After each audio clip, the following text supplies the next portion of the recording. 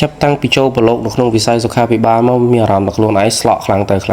ហើយថ្ងៃនេះផងដែរខ្ញុំហើយនឹងមិត្តភ័ក្តិខ្ញុំជាមួយនឹងអូនមួយនេះដោយសារតែថ្ងៃហ្នឹងគឺជាថ្ងៃពិសេសរបស់ពួកខ្ញុំផងដែរដែលជាថ្ងៃត្រូវចូល lab បន្ទប់ lab ទៀតហើយថ្ងៃចូលបន្ទប់ lab លើកនេះគឺពិសេសជាងរាល់ដងមិនបានហ៊ាននិយាយចឹងដោយសារតែរាល់ដងវាអត់ពិសេសដូចថ្ងៃហ្នឹងឯងថ្ងៃហ្នឹងមានអីប្លែកពិសេសជាច្រើនទៀតហើយគ្រាន់តែមកដល់លើភ្លាវនោះក៏ខ្ញុំរៀបចំពាក់កៅអៅជាមួយនឹងមិត្តភ័ក្តិខ្ញុំដែលជាមិត្តភ័ក្តិអាយុ25ឆ្នាំបាទមើលមុខគាត់ហើយទៅដោយសារតែពួកខ្ញុំអត់សូវប្រកាន់គ្នាប្រហែលដែរពួកយើងអាចលេងមួយគ្នាយើងរាប់អានមួយគ្នាធម្មតាយើងទូទៅយើងចេះស្រឡាញ់គ្នាយើងគោរពគ្នាទៅវិញទៅមកមានពេលខ្លះទៅក៏យើងរវាយគ្នាទៅមានពេលខ្លះទៀតទៅក៏យើងហៅគ្នាអាអញ្ចឹងទៅហើយមានពេលខ្លះទៀតទៅក៏យើងឆ្លើយដាក់គ្នាអញ្ចឹងទៅបាទជីវិតនៃការរៀនគឺយើងជួបសពគ្រប់បែបយ៉ាងទាំងថាការសប្បាយមិនថាការកើតទុកអីគឺយើងសិតតែជួបប្រទះជាមួយនឹងគ្នាអញ្ចឹងរឿងខ្លះនៅក្នុងសាលាមួយគ្នាយើងរៀនត្រាក់មួយគ្នាបើសិនជាយើងលើកលែងឲ្យគ្នាបានគឺយើងលើកលែងទៅយើងបាច់ទៅគុំគ្នាខឹងគ្នាទេហើយបន្ទាប់ពីខ្ញុំផ្លាស់កៅអៅហើយមកក៏ខ្ញុំបានចូលទៅក្នុងបន្ទប់ lab ហើយពេលនោះផងដែរក៏លោកគ្រូគាត់បាននិយាយតាក់ទងជាមួយនឹងបញ្ហាក៏ដូចជាវិធីសាស្ត្រមួយចំនួននៅក្នុងការ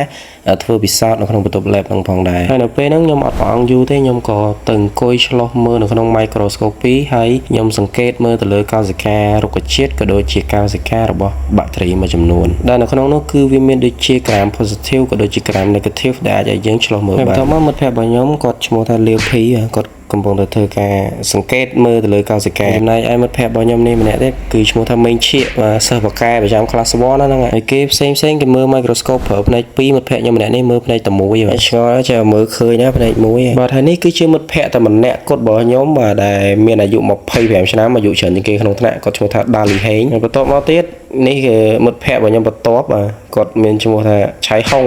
ព្យាយាមមើលខ្លាំងណាមើលឃើញមើលតែផ្នែកមួយអត់មានមើលផ្នែក2ឃើញសារតែផ្នែកគាត់រៀងលឹបអញ្ចឹងបាទនេះគឺជារូបភាពដែលយើងបានឆ្លុះមើលនៅក្នុង microscopy ដែលវាមានដូចជា gram positive ក៏ដូចជា gram negative ហើយរូបនេះវិញគឺជា white blood cell ដែលយើងអាចមើលឃើញហើយដោយសារតែពួកយើងនឹងបានសម្រេចហើយយើងបានត្រួតពិនិត្យទៅលើកោសិកាអស់ហើយយើងបានឆ្លុះទៅមើល microscope ហើយ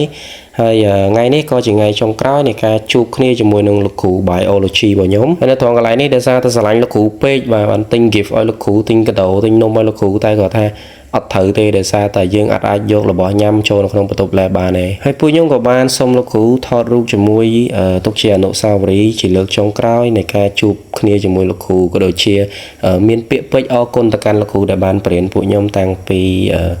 ដំបូងមកបាទហើយនេះគឺជាដៃកាមេរ៉ា Woman របស់ខ្ញុំអូយថតមើលសកម្មភាពគាត់ថតទៅដឹងហើយក្មេងចូលសុំគ្រូថតជាមួយដែរឈ្មោះថាឆែវរយុទ្ធហើយដៃកាមេរ៉ា Woman ខំប្រឹងដល់ហើយនេះគឺជាវីដេអូជនជោគជ័យថតជាមួយនឹងជនបរាជ័យចូលពីក្រោយខ្ញុំបាទនេះកាមេរ៉ា Woman របស់ខ្ញុំខ្ជូតអត់បាទហើយបន្ទាប់ពីយើងថតរូបថតអីចប់មកក៏យើងត្រៀមរៀបចំសម្ភារៈចេញទៅខាងក្រៅវិញដោយសារតែយើងចប់ម៉ោងហើយយើងត្រៀមចូលទៅកាន់ម៉ោងមួយទៀត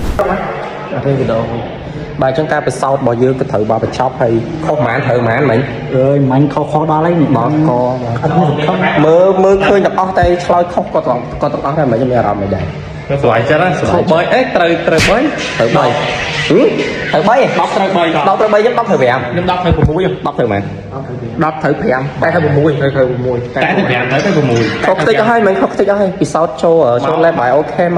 biology អស់ខុសអស់មកខ្ញុំនៅពេលដែលខ្ញុំដើរស៊ូគេអញ្ចឹងទៅពេលគេថាគេខុសដូចខ្ញុំដែរខ្ញុំមានអារម្មណ៍ថាសប្បាយចិត្តដោយសារតែឃើញពួកម៉ាក់ធ្វើខុសដូចខ្ញុំដែរឆ្លើយសំណួរខុសទាំងអស់យើងក៏បានរៀបចំដោះសម្លៀកបំពាក់យើងដាក់ចូលក្នុងកតាបត្រៀមខ្លួនទៅកាន់ម៉ោងបន្ទាប់អញ្ចឹងណាហើយព្រឹត្តិការណ៍ផ្សេងក៏បានកើតឡើងអញ្ចឹងទៅមានតាំងពីក្មេងចូលផងក្មេងញ៉ៃផងពេលខ្លះចាស់កំពុងថតវីដេអូដោះអាវដោះអីអញ្ចឹងទៅក្មេងសុំចូលអញ្ចឹងបាទអាចចូលលេងថ្ងៃបានទេបានបងបាយនិយាយមិនតាន់ផុតពីមាត់ផងមានក្មេងរត់ចូលកាមេរ៉ាមួយបាទ What's up សាប់មែនបាយ bro